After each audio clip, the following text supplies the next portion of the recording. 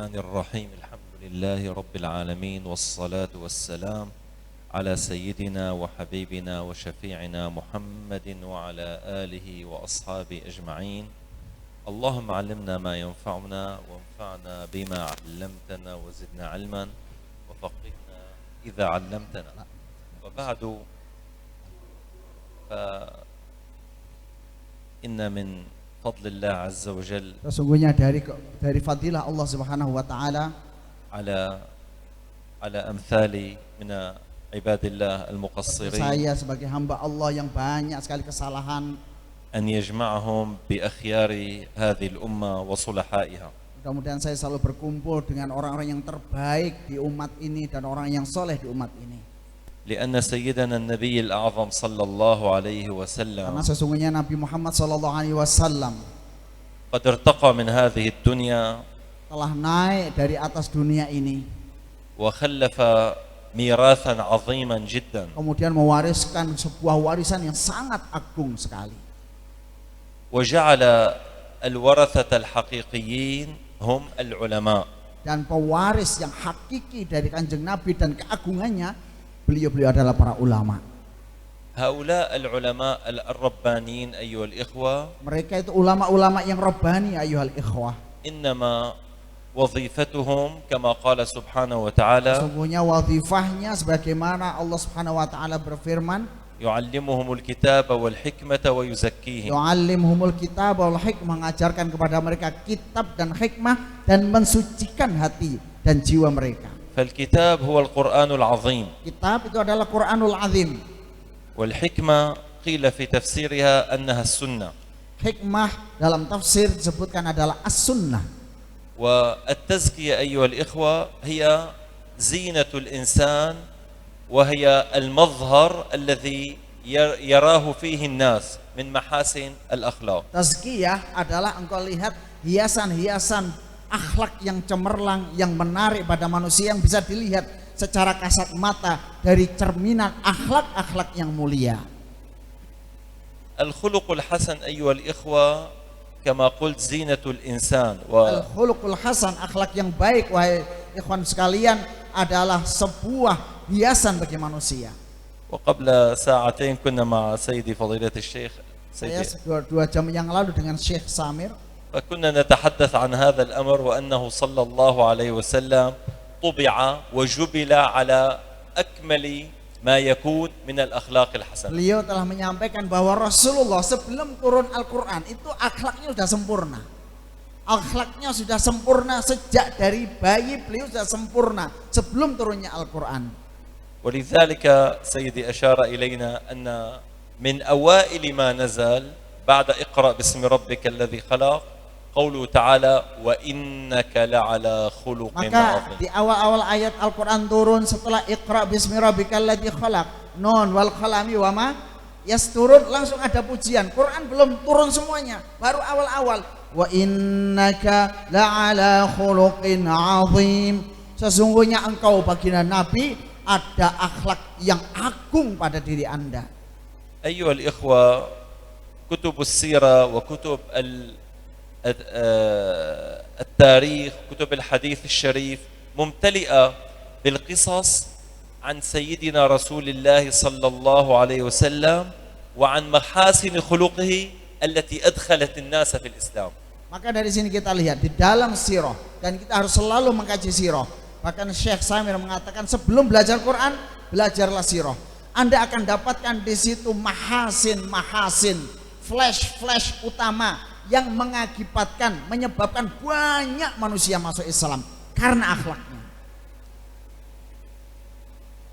الخلق الحسن أيها الإخوة سرى من سيدنا النبي صلى الله عليه وسلم إلى أصحابه الكرام. Kemudian membiaslah akhlak-akhlak yang hasan ini, yang mulia ini kepada seluruh sahabat baginda Nabi Muhammad sallallahu alaihi wasallam.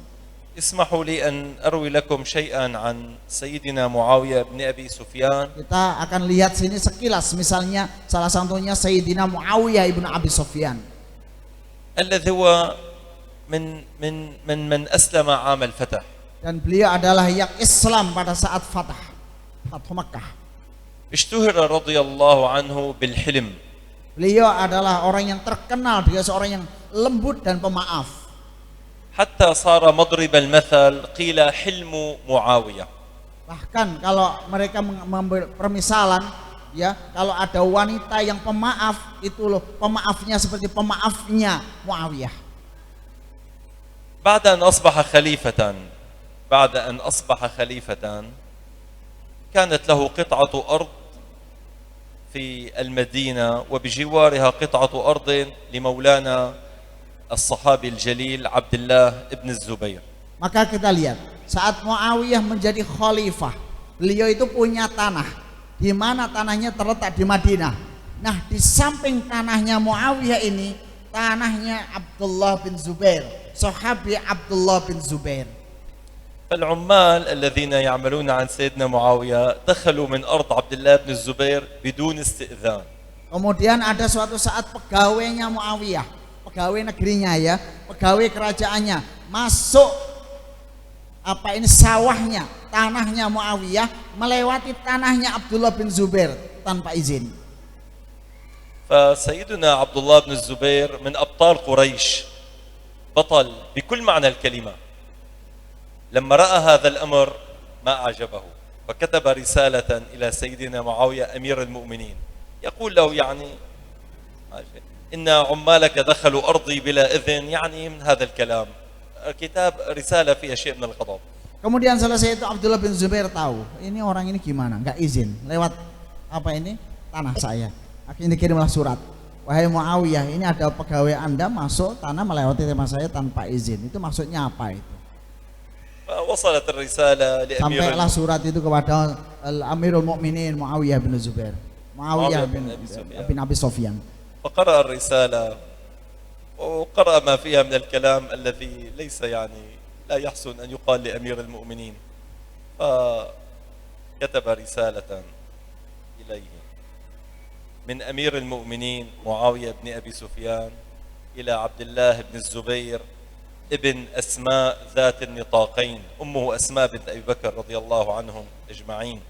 وبعد فوالله لو كانت الأرض بيني وبينك من الشام إلى المدينة ما نازعتك عليها، فإذا وصلك كتابي هذا فخذ أرضي إلى أرضك وخذ عمالي إلى عمالك، فإن الله عز وجل عنده جنة عرضها السماوات والأرض.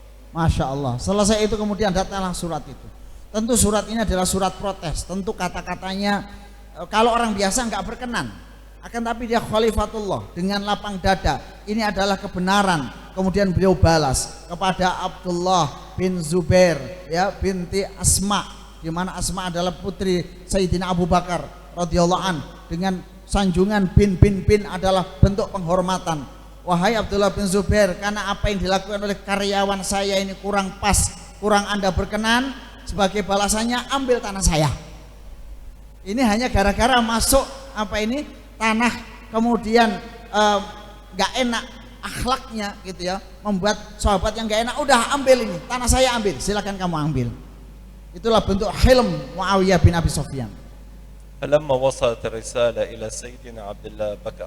Abdullah bin Zubair setelah melihat surat ini, beliau menangis, malah menangis.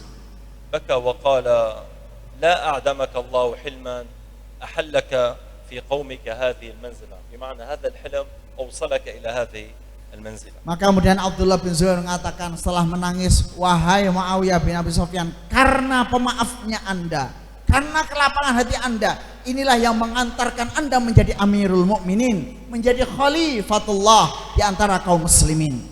أيها الإخوة هذا من مدرسة سيدنا رسول الله. Inilah hasil dari tarbiyah satu sahabat Rasulullah sallallahu alaihi wasallam. تأذن لي أن أروي سيدي قصة أخرى مما يروى من حلم سيدنا معاوية رضي الله عنه. Kita lihat dari bentuk pemaafnya Sayyidina Muawiyah bin Abi Sufyan radhiyallahu anhu. لما أسلم، قلنا أسلم عام الفتح، في ذلك العام أتى أحد أبناء ملوك اليمن. Pada saat Fathu Mekah, keislaman Fathu Mekah, datang salah satu putra dari Raja Yaman. اسمه سيدنا وائل ابن حجر Namanya Sayyidina الضم سيدي أو Wa'il ibn بالكسر Hujr. حجر بالكسر أو بالحجر وائل ابن حجر بالضم Nah, Wa'il ibn Hujr. Nah, وهو من أبناء ملوك اليمن beliau salah satu dari putra mahkota yang ada di Yaman. فجاء يركب ناقة من النيوق النفيسة ويلبس لباس الملوك وكذا Naik pakai onta ya, namanya kalau sekarang Mercy ya, Camry apa Ferrari gitu ya, kendaraan yang termahal saat itu. فسيدنا النبي صلى الله عليه وسلم أرسل معه معاوية بن أبي سفيان لأمر يعني لتعلمه أو شيء. فسيدنا معاوية كان فقيرا فلم يكن عنده حذاء يلبسه. Khalifah mana Khalifah? لم يكن خليفة نعم. أول ما أسلم هذا كان فقير الحال. فقال له سيدنا معاوية لوائل أردفني خلفك على الناقة أركبني معك على الناقة. فقال له سيدنا وائل رضي الله عنه والله ليس بخلا بالناقة ليس ظنا بالناقة ولكنك لست ممن يركب ناقة الملوك يعني أنت لا تستحق أن تركب ناقة الملوك. فقال له أعطني إذا حذاءك ألبسه أنا ما يعني أمشي على الرمل. فقال انتعل ظل الناقة يعني امشي في ظل الناقة فلم يعطه حتى الحذاء. Nah, pada saat itu kemudian Muawiyah itu belum jadi khalifah. Awal-awal beliau masuk Islam, masih dalam keadaan fuqara. Wa'il kaya-kayanya waktu itu ya, pakai kendaraan yang bagus. Ya kemudian Muawiyah mengatakan, "Ya Wa'il, aku kepingin gonceng sama kamu ya. Inilah rasakan gimana." Oh, ya saya bukannya bakhil, ini nakoh ini, onta ini khusus untuk para raja. Saya kan nggak layak gitu. Ya wis harus sandali sampean. Sandalin jenengan saya minta itu. Ya kamu udah ikut aja di bekas sandalnya onta ini. Gitu. Artinya secara apa ini singkat bahwa Wa'il tidak mengizinkan untuk bonceng maupun mengambil sandalnya Wa'il tersebut. مضت الأيام أيها الإخوة Terus berjalan dengan waktu setahun 2 tahun berikutnya. وسيدنا معاوية أصبح أميرا في الشام. Tahu-tahu akhirnya Sayyidina Muawiyah karena tarbiyah Rasulullah, tarbiyah Al-Quran mengantarkan beliau menjadi Khalifatullah di Syam, raja yang besar berwibawa. ثم أصبح خليفة المسلمين. Bahkan menjadi Khalifatul Muslimin. الكلام يعني بعد قرابة 30 سنة وأكثر. Kira-kira berjalan 30 tahun setelah Muawiyah minta boncengan sama Wa'il tersebut. فكان سيدنا معاوية جالسا في يعني ليس قصرا كان في مجلس الحكم يعني الذي Yujad يجلس huna kemudian majelis khalifah, majelis khalifah tentu penuh dengan kewibawaan dan penuh keagungan di sana. Sayyidina Muawiyah lagi duduk di situ dengan para ahlul mustasyar dan kibarul muslimin. فدخل عليه سيدنا وائل ابن حجر وقد أصبح كبيرا في السن. Kemudian masuklah Wa'il ibn Hujr. نعم. Ya, dan beliau sudah mulai agak sepuh, sudah mulai beruban. Dulu ganteng masihan ya, awal 30 tahun yang lalu ya, berarti 30 tahun ya 60-an ya, mulai wanen jadi mbah-mbah. ماذا تتوقعون أيها الإخوة أن يفعل؟ قديما أنت ما أعطيتني حذاءك ألبسه يعني ماذا سأفعل لك الآن؟ ماذا تتوقعون؟ Kemudian ternyata begitu sampai kaget itu Wa'il. Muawiyah jadi khalifah. Ya, Mbah Wa'il, kamu ingat Kak sama saya dulu? Waktu saya ingin bonceng sama kamu. Kira-kira gimana sekarang hitungannya itu? أيها الإخوة سيدنا معاوية معدن أخلاق كريمة فنزل عن كرسيه وأجلسه على الكرسي وجلس على الأرض. Subhanallah, apa yang terjadi? Saat Wa'il merasa bersalah, dulu saya enggak memberikan sesuatu kepada Muawiyah yang ternyata menjadi khalifatullah. Muawiyah tidak ingin membiarkan perasaan itu berlangsung pada Wa'il yang sudah mulai sepuh. Langsung beliau dipegang, dihantarkan ke tempat duduknya Muawiyah. Dan kemudian Muawiyah khalifatullah duduk di atas karpet. Itulah akhlak seorang khalifah. بالله عليكم من أين أتت هذه المحاسن؟ Gimana antum lihat akhlak kayak apa seperti yang kita bayangkan itu? هذه هي ظل لأخلاق سيدنا رسول الله. Inilah merupakan bayangan mulia dari akhlak baginda Nabi Muhammad sallallahu alaihi wasallam. أليس هو صلى الله عليه وسلم قد عفى عن أعدائه؟ أليس قد عفى عن أهل مكة؟ Bukankah Rasulullah sallallahu alaihi wasallam telah memaafkan musuh-musuhnya, memaafkan seluruh masyarakat Quraisy Mekah yang menyakiti dan mengusirnya? هذه المحاسن التي تمتع بها صلى الله عليه وسلم هي التي سرت في أصحابه فرأينا منهم هذه المحاسن. Inilah kita lihat kemudian menyebar akhlak ini kepada seluruh sahabat. Berapa juta manusia masuk Islam karena akhlak-akhlak para sahabat tersebut. وهذه حقيقة هي القرآن المطبق عمليا. Inilah kesimpulannya, Quran yang berjalan di muka bumi, Quran yang diterapkan oleh pribadi-pribadi mulia. أليس هذا معنى ادفع بالتي هي أحسن فإذا الذي بينك وبينه عداوة كأنه ولي حميم. أليس هذا معناها أيها الإخوة؟ Bukankah ini adalah cerminan satu dari ayat Al-Quran, idfa' billati hiya ahsan, dan balaslah dengan balasan yang baik. Fa idza bainaka wa bainahu adawatun ka'annahu waliyyun hamim. Sampai orang yang memusuhi kamu karena bagusnya akhlak kamu, dia akhirnya bersahabat, gak bisa memusuhi kalian. وليس هذا معنى قوله تعالى والكاظمين الغيظ والعافين عن الناس والله يحب المحسنين. Bukankah ini juga terminnya dari ayat wal kadhiminal ghaidha wal 'afina 'anil nas, dan mereka yang bisa menahan marah bahkan memaafkan manusia. أيها الإخوة الكرام، مولانا وسيدنا العلامة الشيخ محمد سامر النص يقول دائما لقد ترك رسول الله صلى الله عليه وسلم لنا شيئا عظيما، هذا الكتاب لا يوجد له مثيل. Syekh Samir sering mengatakan bahwa Rasulullah telah memberikan kita sebuah pusaka yang sangat mahal, gak ada bandingannya, yaitu Al-Quranul Karim. هذا الكتاب أيها الإخوة نقل العرب من الظلمات إلى النور. Inilah yang mengantarkan bangsa Arab dari kegelapan menuju cahaya, tercatat sejarahnya sampai sekarang. ولذلك سيدي رضي الله عنكم تكلم قبل قليل لنا عن قدر القرآن العظيم والتمسك به والعمل والتخلق بأخلاقه. هذا هو معنى التمسك بالقرآن. Inilah yang kemudian beliau sampaikan tadi, bagaimana berpegang teguh pada Al-Quranul Karim. Khatam 30 juz sak rakaat. Siap ya? Sekali aja nyoba. Alhamdulillah, inilah tamasuk dengan Quran. Kemudian belajar qiraat, belajar lajah Quran. Inilah bentuk dari tamasuk bil Quran, berpegang teguh pada Al-Quran. فالقرآن العظيم أيها الإخوة شرحه هو سنة رسول الله صلى الله عليه وسلم. Dan Quran ini syarahnya, penjelasannya adalah di sunnah baginda Nabi Muhammad sallallahu alaihi wasallam. ونحن أيها الإخوة أختم كلامي أمامنا أمران عظيمان جدا عظمهم الله عز وجل، وهما القرآن العظيم أولا وسيدنا رسول الله صلى الله عليه وسلم الذي هو القرآن العملي. Maka di sini dua hal yang mahal dan harus senantiasa kita pegang, dan ini adalah Allah sendiri mengagungkan, yaitu Al-Quranul Karim dan Rasulullah, Al-Quran yang berjalan. لذلك أيها الإخوة سيدي دائما يحثنا على التمسك بالقرآن وقراءته دائما سواء فهمت أم لم تفهم. لا تترك قراءته. Maka dari sini pegang Quran, belajar Quran, baca tilawahnya dengan tajwid, faham gak faham tetap dibaca.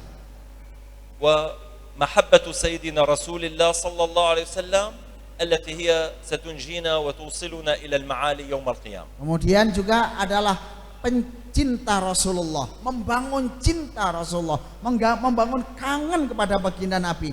Itu bagian untuk kesempurnaan kita memahami Al-Quran suatu saat nanti. سامحونا إذا كنا قد أطلنا عليكم، وحقيقة الشكر فيما كان في هذا المجلس لسيدي فضيلة الشيخ يحيى الذي أحيا الله به هذه البلدة وما حولها، وأسأل الله سبحانه وتعالى أن يديم فضله ونفعه ويعممه في هذه البلاد وخارج البلاد، والحمد لله هو كذلك، وإن شاء الله تعالى أن يعلي مقامه ودرجاته ويبارك بحياته وبطلابه وبمعهده وبأساتذته المعهد إن شاء الله، وبكم أيها الإخوة الحاضرون، وإن شاء الله تعالى تكونون جميعا إن شاء الله القرآن المطبق عمليا. وصلى الله على سيدنا محمد النبي الأمي وعلى آله وصحبه وسلم Walhamdulillah. Ya Yahya yang telah menghidupkan tradisi keilmuan di negeri ini, tradisi untuk pencinta ilmu. Mudah-mudahan Allah memberikan keberkahan, kekuatan, penjagaan. Ma'had juga diberikan kekuatan oleh Allah semakin menyebar dan terus berkembang, dan juga dakwah beliau ini makbul lil jami' seluruh Nusantara dan di seluruh kaum muslimin yang ada di dunia ini. Jazakumullahu khairan, jazakumullah kepada beliau, dan beliau minta maaf kalau agak terlalu panjang. Assalamualaikum warahmatullahi wabarakatuh.